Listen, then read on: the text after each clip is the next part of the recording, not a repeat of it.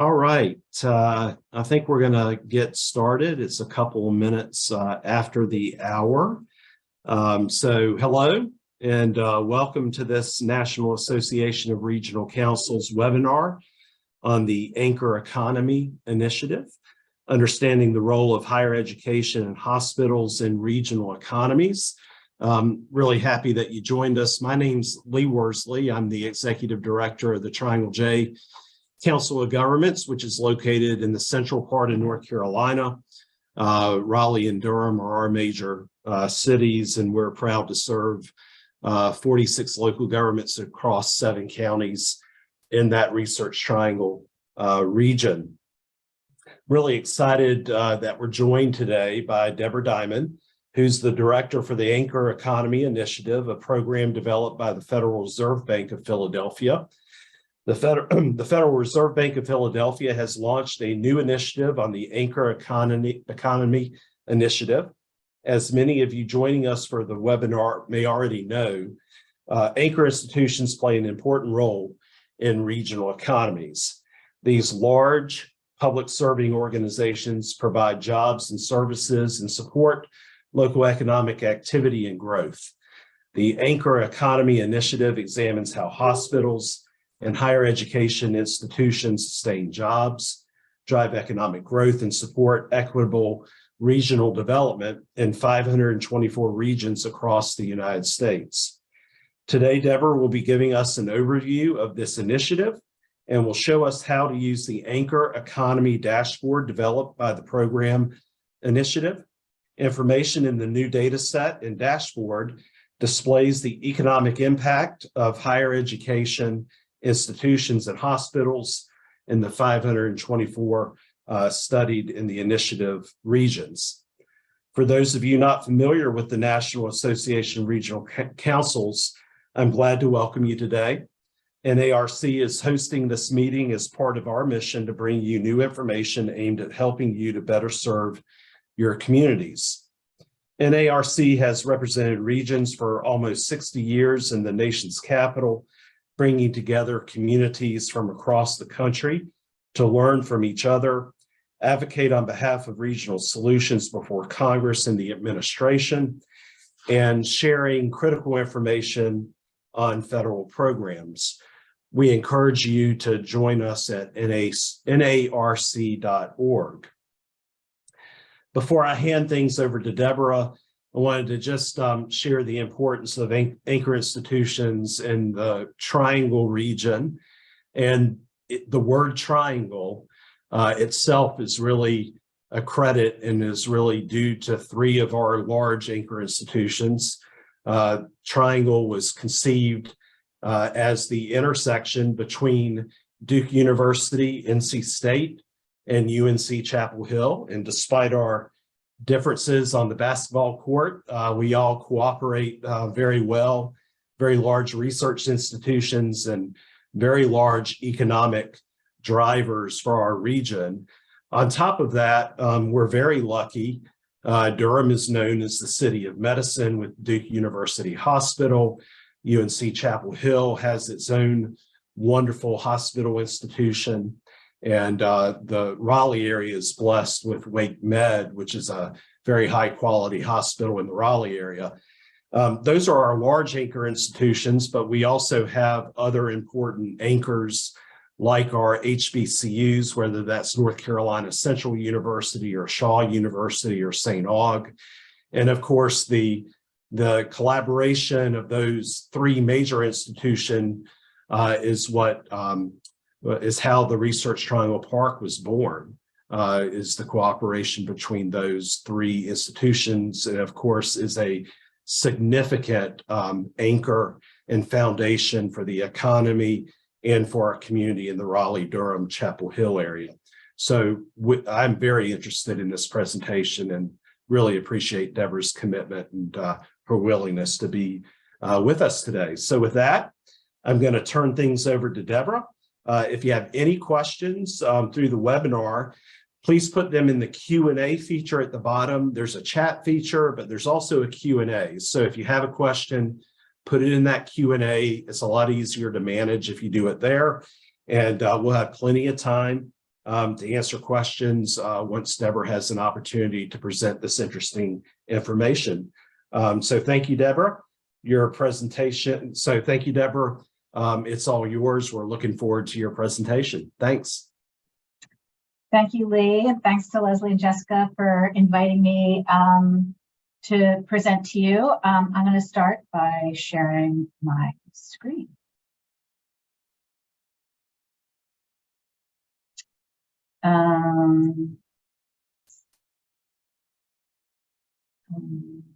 Okay.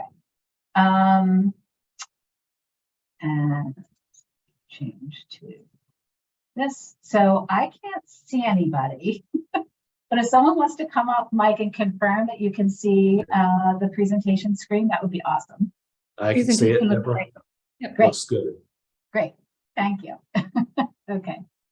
I have to start first with the Fed disclaimer that the views expressed today are my own and not necessarily those of the Federal Reserve Bank of Philadelphia or the Federal Reserve System. Today of all days, I don't know if people saw the news about interest rates, but important to start with that disclaimer. What I'm going to do today is describe why the Fed is interested in anchor economies and anchor institutions in general, just a little bit of a description of our motivations behind this work. I'll describe what went into creating the anchor economy dashboard. We'll do a demo where I'd be happy to have that be interactive. I have a few places I want to show you on the dashboard, but happy to take suggestions and then move into Q&A and what comes next for the anchor economy initiative. So first, just to explain why the Fed even cares. You know, I think members of this audience know that anchor institutions form a distinct sector and have been important to especially cities for a really long time, especially as we've seen manufacturing move first south and then out of the country and corporate headquarters move. Anchor institutions, as their name implies, have stayed in place, tied to place. And for this initiative, we are speaking specifically about higher education institutions and hospitals. I know that in a lot of regions, the organizations that participate in anchor conversations are often other large nonprofits or for-profit companies or cultural institutions. And but the data set that I'll be describing right now is focused on higher eds and hospitals. And there were a few things that were motivating this initiative on the part of the Philadelphia Fed.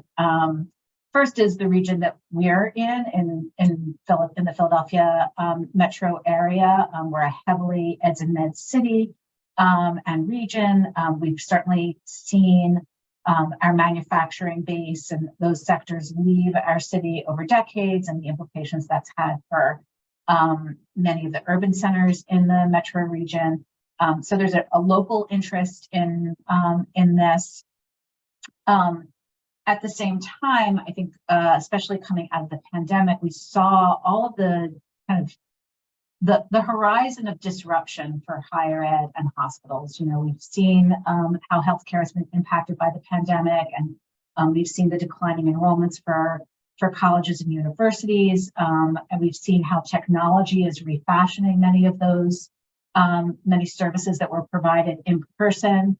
And so, you know, we're thinking about what's the future of higher ed and healthcare, and how is that going to impact the institutions that provide education and healthcare, and also the communities they're in. And we really also saw the need for a fact base around the anchor economy. So individual institutions might produce an economic impact report, but especially for those who are working at the regional level like you, that doesn't always really help create that fact base that regions need to understand how the sector supports and plays a role in a regional economy. So these are all reasons that we were interested in this. I'll say, and this might be something to keep in mind as we have this conversation, I have a few of my own goals in talking to this particular audience. One, I really want to encourage people to use the dashboard and hear from you about how you might use it.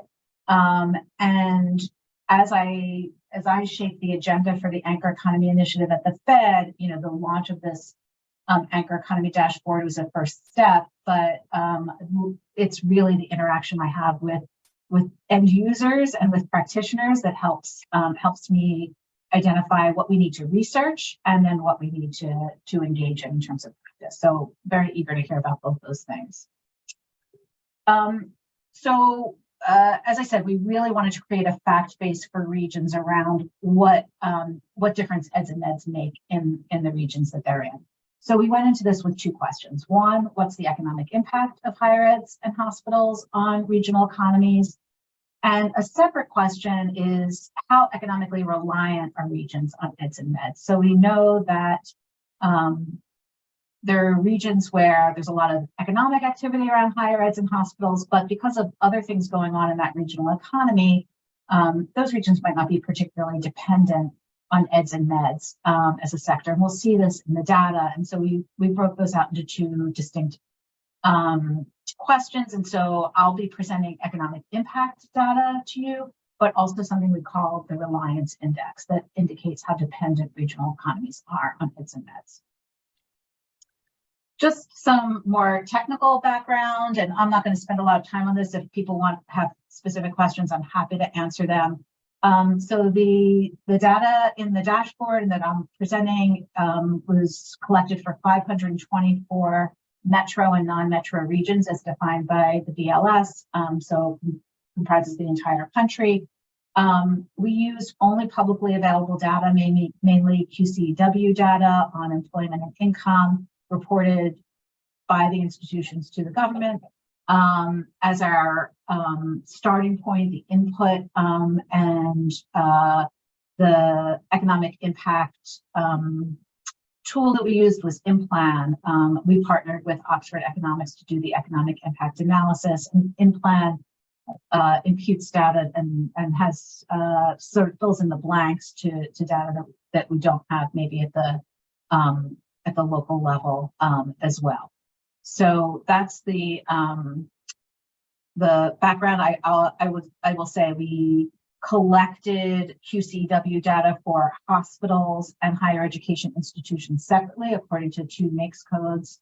For higher ed, that includes junior colleges and four-year institutions, and for hospitals, it's three NAICS codes. Only hospitals, so unless a nursing home or a psychiatric facility is part of a hospital, those standalone kinds of healthcare providers are not included in the data set. And then the economic impact analysis was conducted with both sectors combined. So we didn't run 1,048 economic impact analyses, we only ran 524.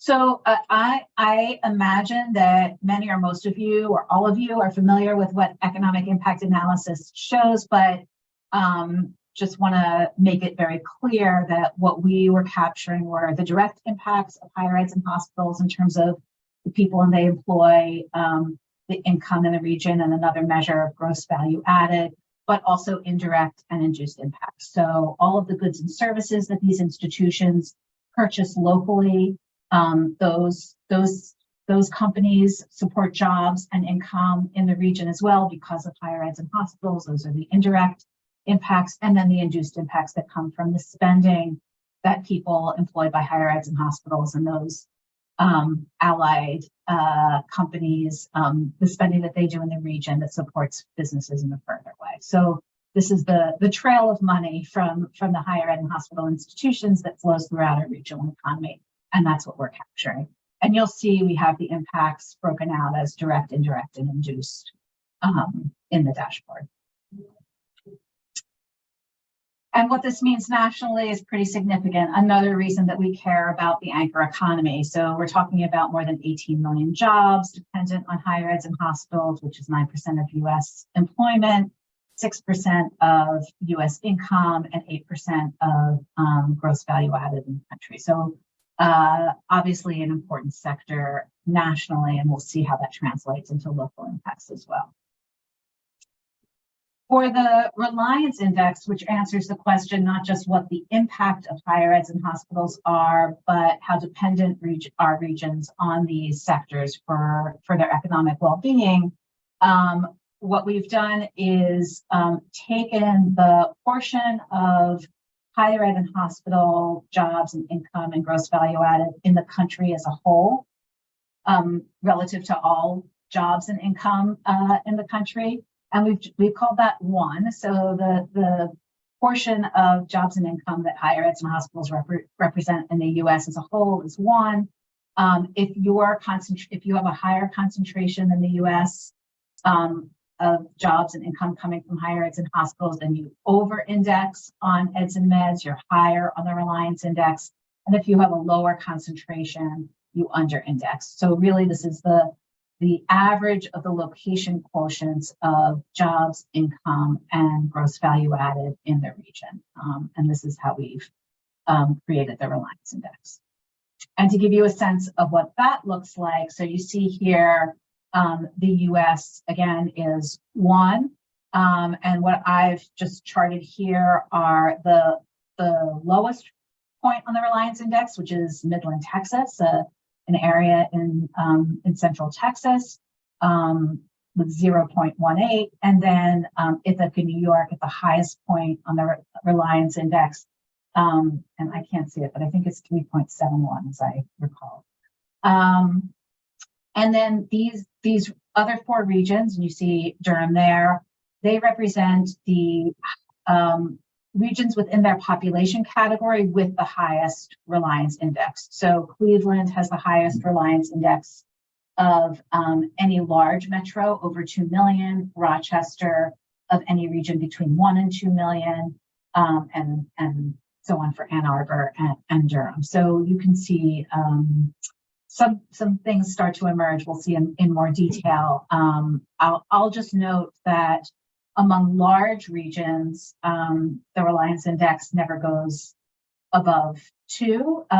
These are complex and diverse economies in larger metro regions, over 1 million people. And so even when there is a relatively high concentration of eds and meds in those regions, it doesn't have the same kind of impact as it does in what we think of as college towns. I'll also note on this slide that when we see regions with a strong representation of both higher eds and hospitals in the region, it's always the hospitals that are driving the impact. And there's so many more jobs associated, as part of hospitals, and the incomes tend to be higher. That when you have both in a region, hospitals really do dominate when it comes to, and I bring that up because in Ann Arbor, where we think obviously it's going to be the University of Michigan as a higher education institution, it's actually the healthcare sector that drives impact in that region. And as I mentioned earlier, one reason we wanted to look at impact and reliance as distinct is because we knew there were areas where there was going to be a lot of impact from higher eds and hospitals, but not necessarily great dependence on them. And that was going to have implications for regional economic development planning. And when we talk about the future of higher ed and healthcare and what that means for regions, it's going to have different implications for high reliance regions. Not just and not necessarily for high impact regions. And so here you see New York with the highest job impact of any region in the country from eds and meds at 1.2 million jobs. But in terms of reliance index, it's totally average. It's maybe the only way in which New York is totally average, but it's basically one, like the US as a whole. Whereas you take a look at a place like Ithaca, which ranks 173rd in terms of job impacts in the country from eds and meds, but it is number 1 when it comes to reliance. And so just a very vivid example of how high impact doesn't mean high reliance. So now I'm going to stop sharing for a second and give you a demo of what the dashboard looks like and how it functions. And once again, I can't see. So if I can just get, was that? Looks like maybe you can't see. So So 1 second. Yeah, we can't see it quite yet, Deborah. There it goes. It looks like it's starting now. Cool. Okay, great. So this is the Anchor Economy dashboard. As you saw briefly on the screen, it's philadelphiafed.org/Anchor Economy. We'll get you to a landing page that will take you here. So you have two options when you come to the dashboard. You can search by a particular region, and you'll see a drop down of all 524 regions here. Or you can search by a particular metric. You can look at employment, income, gross value added, or the reliance index. We're going to start by taking a look at Durham, actually. And I should note that the search by region goes by the name of your MSA. We know a lot of people might have the name of their place in mind, and it's not the name of the MSA. And so we do have a crosswalk between the county that you're in or the county you're interested in and what MSA is a part of. You need to look it up. And so if you first look at a specific place, you get a profile page. So every region has a page like this that, as you can see, can be downloaded, where we show the direct, indirect, and induced impacts for employment, income, and gross value added, and you can see them as totals. So a lot of jobs in the Raleigh-Durham area, representing kind of an astounding 24.4% of regional employment. And you can see how this carries through for the other categories of income and gross value added. And then you see the regional reliance index, again, highest for its population category. And at the very bottom of every profile page, you see the number of hospitals and higher education institutions represented, and some of their direct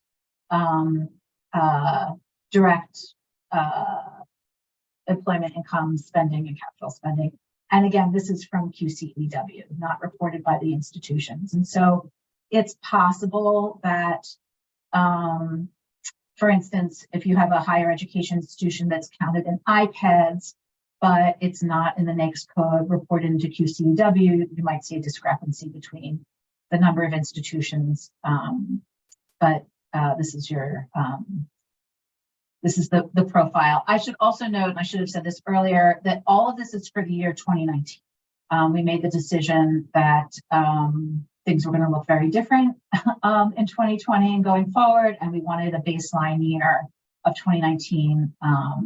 We will be updating this dashboard in future years, and we actually are also going to be adding data from 2001. So we'll have almost 2 decades ago, prior to this, where so you can see how things have changed over time. So say you want to take a look at how Durham compares to some other places, and I'm just going to, you have a few options here, but you can write in the region bar, type in some other places. So I'm going to put in Columbus, Ohio, and let's take a look at Austin, looking at other regions with really strong higher ed and healthcare sectors that might, Kansas City as well. So let's compare those selected regions. And here you see what they look like in the 4 main measures that we're looking at. Actually really interesting. You know, Austin obviously has a lot of other things going on in that regional economy with a reliance index of 0.68, but regions are kind of comparable on actual anchor employment. And I shouldn't make assumptions about the size of Kansas City, so I don't want to say anything about the larger population maybe leading to larger employment impacts. You can download this compared data set, and you get a few more measures when you do that into an Excel spreadsheet. You can download the full data set for all 524 regions, or you can download each 4 of these individual profiles. So this is one way to go about it. If you have regions that you see as your peers or competition, you can create a picture of what those things look like. And then if you want to change it up and just look at, say, Reliance Index, at first, when you choose this, the data will go from the highest region to the lowest without regard to population size. If you click on that, it just reverses the order. So we see the smallest, the places that are lowest on the Reliance Index to the highest. But as interesting as this might be, with a mix of large and smaller places, sometimes really what's most relevant is to see what reliance looks like in a particular size region. And so say if we look only for regions with populations between 500,000 and 1 million, really interesting to see the college towns that emerge. And still how far and away Durham and Chapel Hill outstrip the others in terms of reliance, but also the number of employment impacts. So a lot of things to look at here. And as you can see, if you were interested in just seeing reliance for your entire state, leaves really the object of you can see what reliance looks like in every metro and non-metro region in a given state. Maybe we'll just take a look at Pennsylvania for a second.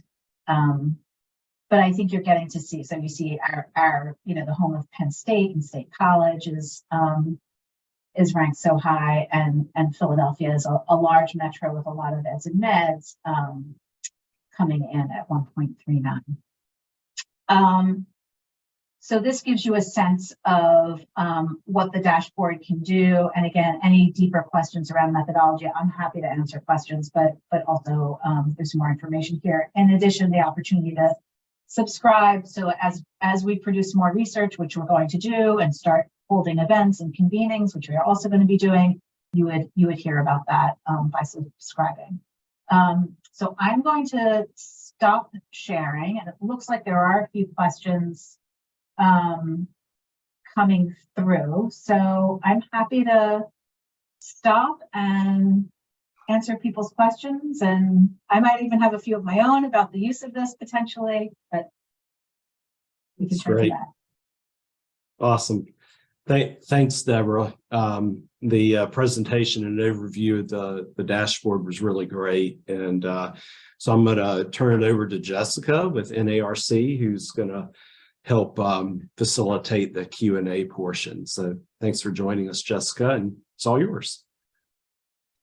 Yes, and if you guys have additional questions, feel free to keep sending them in. Also, if you would like to ask a question live, I do have the ability to give you speaking privileges. So just raise your hand and I'll do that. Just going off of what you just said, there was a question about, what are the next steps for this research? Like where will you go from now? Yeah, and I can see in some of the questions, I think some of your questions are also our questions. And so we have a couple of things that we will be producing research on, and then a few things that we'll be working with others on. So we are very interested in different patterns of reliance and understanding high reliance a lot better, as some of these questions indicate. So we are going to be taking a look at other economic indicators for regions, employment, population, poverty, some probably housing indicators, and try to understand. Really, the question here, I think, is are there places where high reliance is driving economic growth? versus are there places where high reliance really means other sectors have left, and these are the sectors that are kind of propping up an economy, and untangling that a little bit and understanding which places are which, if we can go so far as to say that, or, if not, at least understand how different factors, as this question around cyclical downturns in the economy, are places that are highly reliant more stable when it comes to employment, or not. And so I think we'll be able to see some of those relationships. And because we'll have data also for 2001, in addition to seeing how reliance relates to other economic factors, like employment, population growth, housing, income inequality, a variety of things, we'll also be able to see how change in reliance interacts with those things as well. So if a region has become more reliant over time, can we say it's because their economy has become obviously less diverse, and that means that, and because other places have been leaving, or does it mean their population is growing and they need more healthcare and higher ed to serve that local population? So that's something that we're going to be looking at. And the second thing we're going to focus on in 2023 is regions that have seen an unusually higher than average number of consolidations or closures in healthcare and higher ed. How does that impact reliance in those regions? And understanding a little bit more about the dynamics between reliance and the change in healthcare and higher ed institutions in a particular region. There were two questions related to the points you just made. One being, you mentioned indicators. Do you plan to use access to transportation or housing?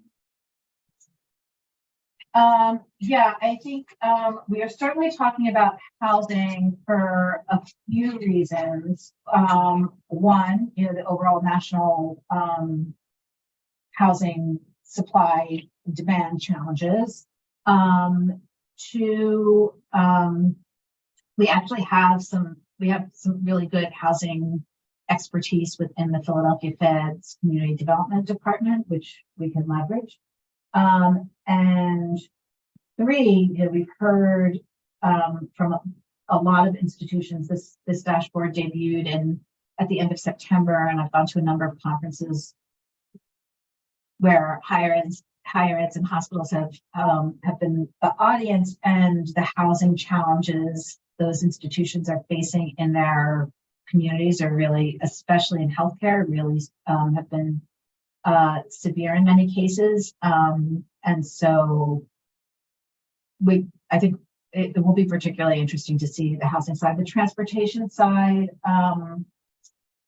has not been so much on our radar, but I would be interested in whoever asked that question and maybe hearing more about that if someone wants to come off the mic, although the person's anonymous and maybe not. But my email will be at the end of presentation. I'd be happy to hear more about what was behind that question. Yeah, and the data is from 2019, correct? Correct, yes. There is an additional question about housing. Also curious about how housing markets might be different or not in places highly reliant on eds. If not, interested to know more about your planned follow-up for research. And one question, should regional policymakers be favoring anchor economy development over non-anchor economies? Yeah, there's there was a recent research report showing how regional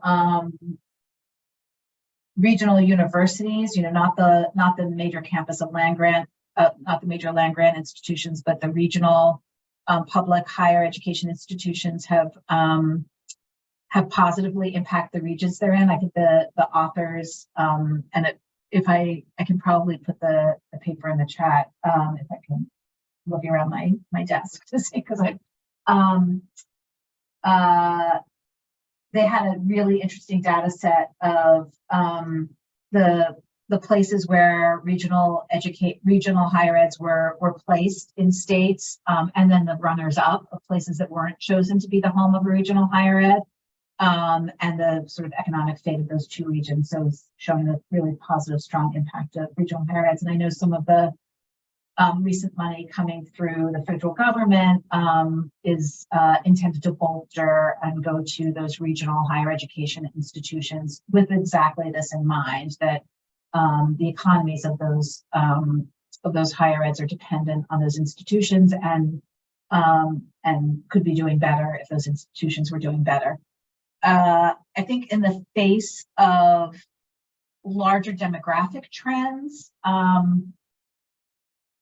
both in the case of higher education, where we're seeing enrollment declines, especially enrollment declines in more exurban and rural areas, and in the case of healthcare, we're seeing rural hospital, the challenges of keeping rural hospitals open.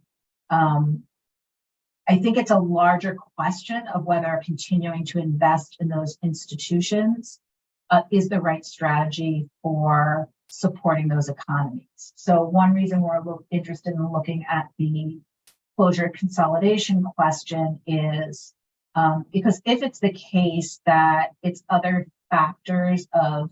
economic factors that are leading to higher ed, lower enrollments, declining usage of hospitals, if population and jobs are leaving areas, then the solution might not be to bolster the anchor institution. The solution might be sort of further upstream or downstream, whichever you think about it.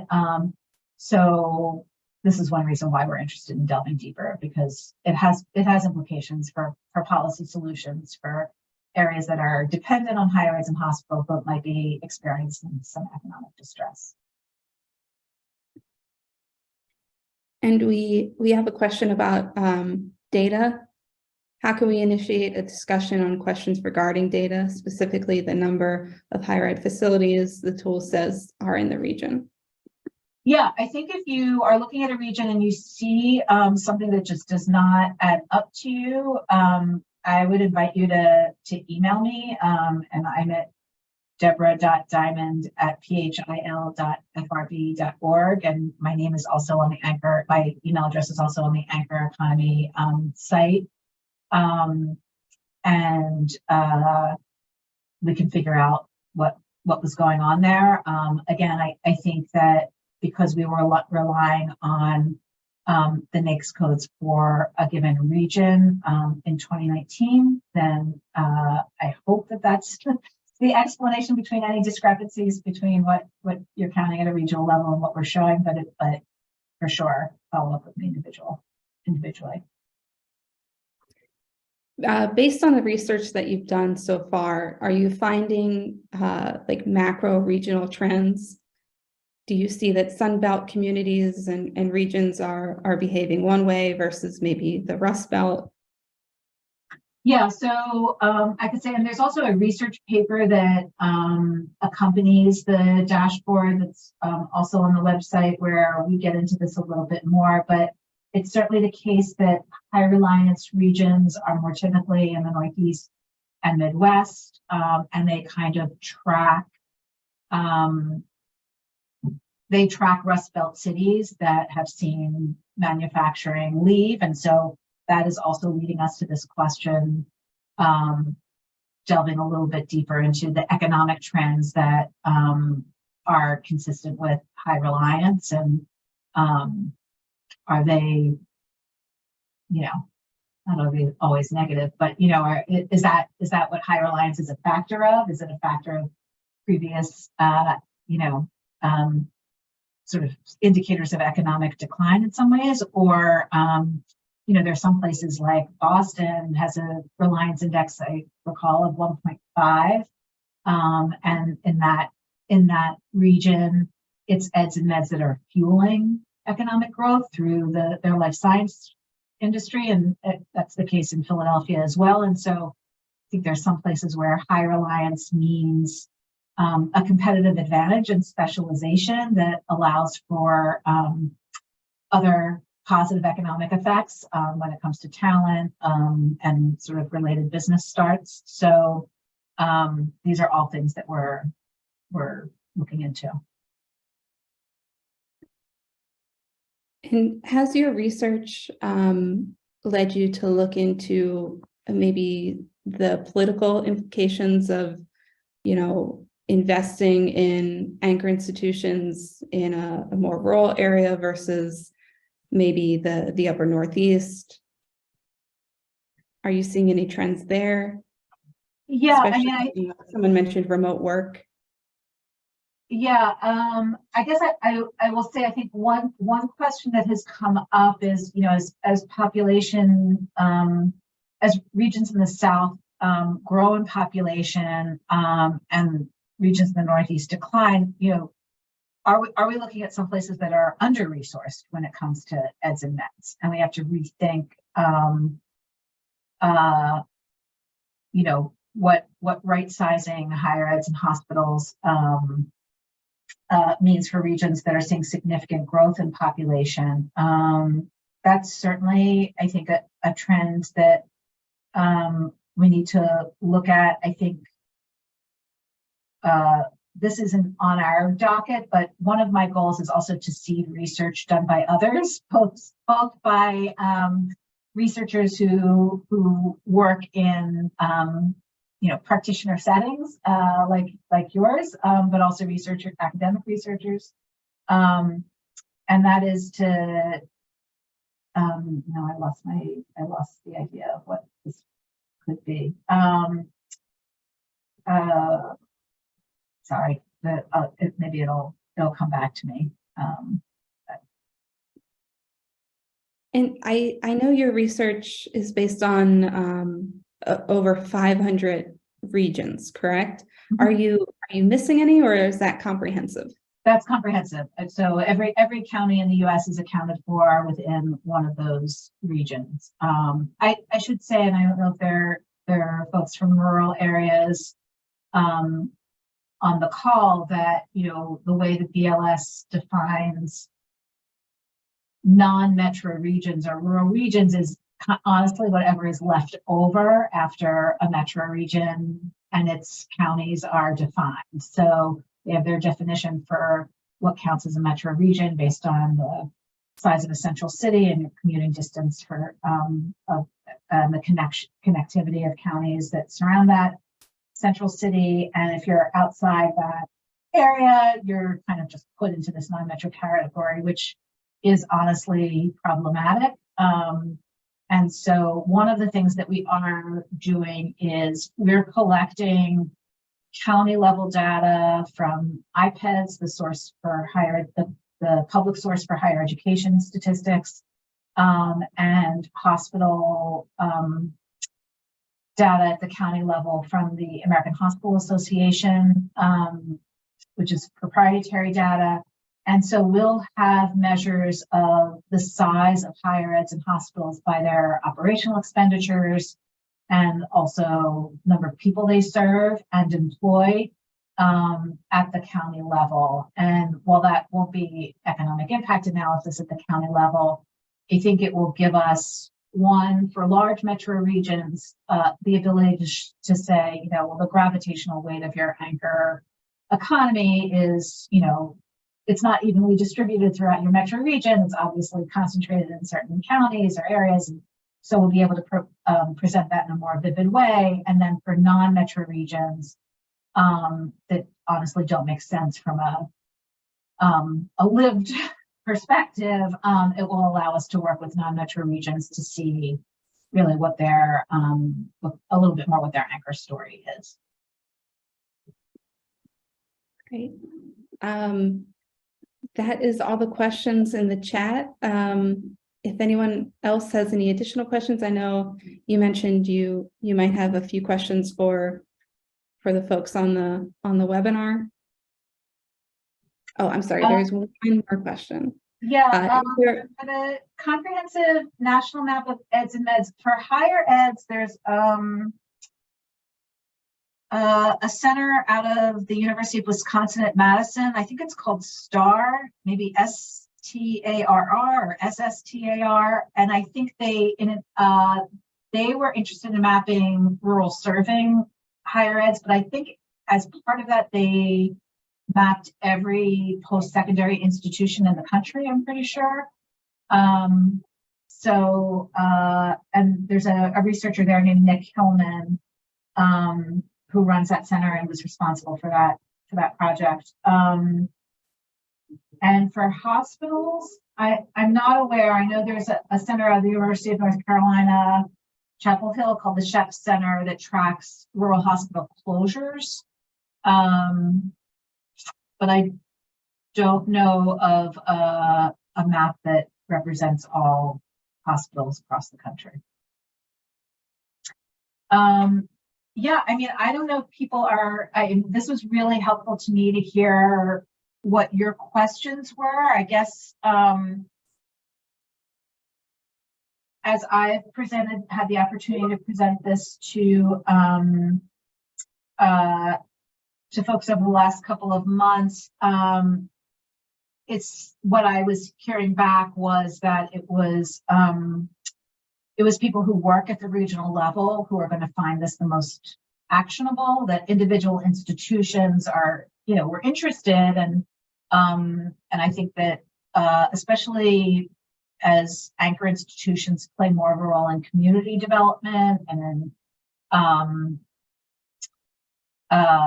in engaging in things like local procurement, local hiring, even local building, having this data helps set a baseline for them, and maybe even a little bit of a rallying cry to other anchor institutions to get involved. But at the planning level or at the regional level, yeah, I'd be curious how this either complements or other data sources that you use, or as we develop it, what would make it more useful to you in practice. I'd be curious about the use cases. And all of the data that you've collected, is that something that is available in public? Yep. Yes. So the entire data set is available. Again, there's a download the whole data set option on the dashboard, or you can sort of pick and choose and create customized tables. And yeah, it's all available. And if you are, I'll give an example. We're working with a local economic development organization here to take a look at the indirect impacts in Philadelphia from eds and meds as a kind of way to understand what our regional supply chain for higher eds and hospitals is here, and compare that to other cities of our size and eds and meds impact, and sort of see, is it the case that,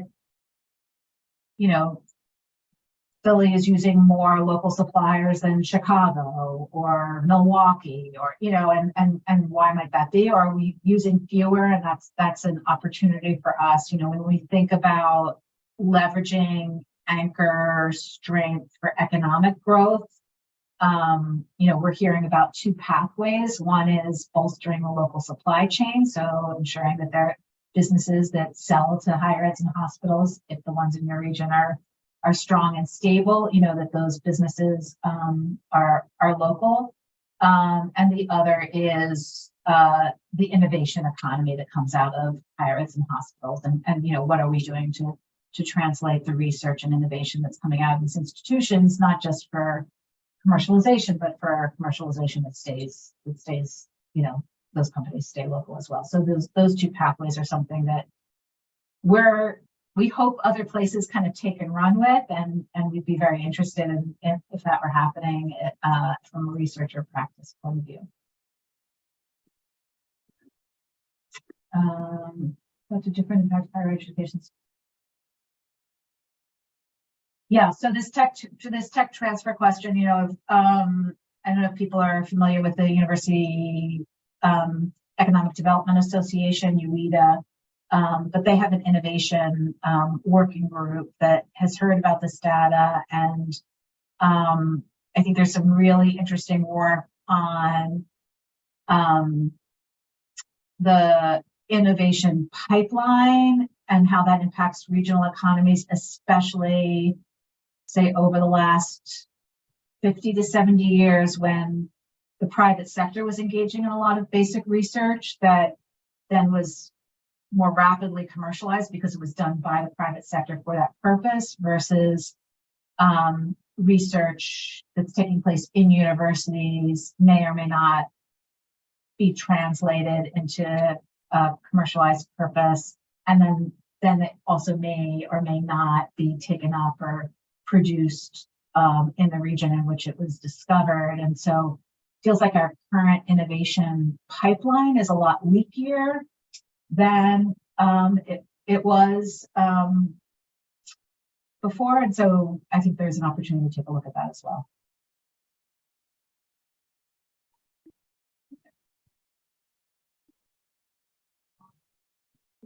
Last call for any questions.